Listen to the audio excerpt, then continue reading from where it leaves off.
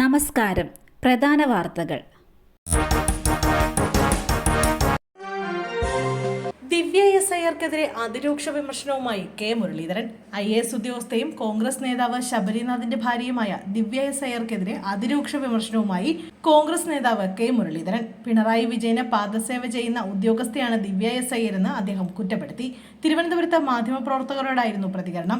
CPM Kannur ജില്ലാ secretary KK രാഗേഷിനെ തീരുമാനിച്ചതിന് പിന്നാലെ അദ്ദേഹത്തെ പ്രശംസിച്ച ദിവ്യ ഇൻസ്റ്റഗ്രാമിൽ പങ്കുവച്ച പോസ്റ്റുമായി ബന്ധപ്പെട്ടാണ് കെ മുരളീധരന്റെ വിമർശനം. വിഷയത്തിൽ കടുത്ത അതൃപ്തി ഉണ്ടെങ്കിലും ഇത് കൂടുതൽ വിവാദമാക്കേണ്ടെന്ന തീരുമാനത്തിൽ കോൺഗ്രസ് സംസ്ഥാന നേതൃത്വം എത്തി നിൽക്കെയാണ് കെ മുരളീധരൻ വിമർശനവുമായി രംഗത്ത് വന്നതെന്നും ശ്രദ്ധേയം. ബസ് ജീവനക്കാർക്ക് പരാതിയില്ല. വ്ളോഗർ തൊപ്പിയെ വിട്ടയച്ചു. സ്വകാര്യ ബസ് ജീവനക്കാർക്ക് നേരെ തോക്ക് ചൂണ്ടിയതിന്റെ പേരിൽ കസ്റ്റഡിയിലെടുത്ത വ്ളോഗർ തൊപ്പിയെ പോലീസ് വിട്ടയച്ചു. പരാതിയില്ലെന്ന് ബസ് ജീവനക്കാർ അറിയിച്ചതിനെ തുടർന്നാണ് വിട്ടയച്ചത്. 5 മണിക്കൂറിലധികം വടകര പോലീസിന്റെ കസ്റ്റഡിയിലായിരുന്നു തൊപ്പിയും ഒപ്പമുണ്ടായിരുന്ന 2 പേരും.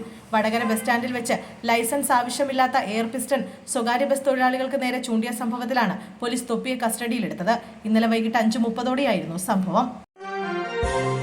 ഭർത്താവിനൊപ്പം യാത്ര ചെയ്യുമ്പോൾ അപകടം. വീട്ടമ്മയ്ക്ക് ദാരുണാന്ത്യം. ടാങ്കറും സ്കൂട്ടറും ഇടിച്ചുണ്ടായ അപകടത്തിൽ വീട്ടമ്മ മരിച്ചു. നെട്ടൂർ മുല്ലേപ്പടി വീട്ടിൽ മഹേശ്വരിയാണ് മരിച്ചത്.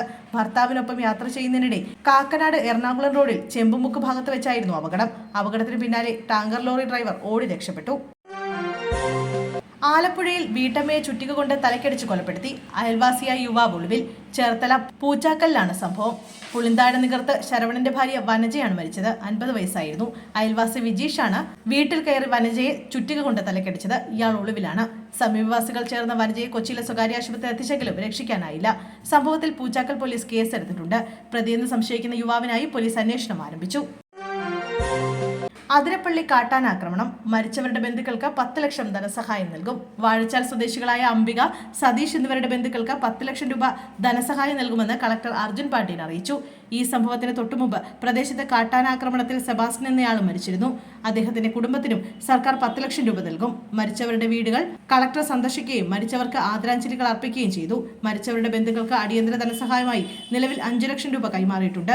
മരണപ്പെട്ടവരുടെ ബന്ധുക്കൾക്ക് ഫോറസ്റ്റ് വകുപ്പിൽ താൽക്കാലിക ജോലി നൽകുന്നതിന് സർക്കാർ ശുപാർശ നൽകുമെന്നും കളക്ടർ പറഞ്ഞു.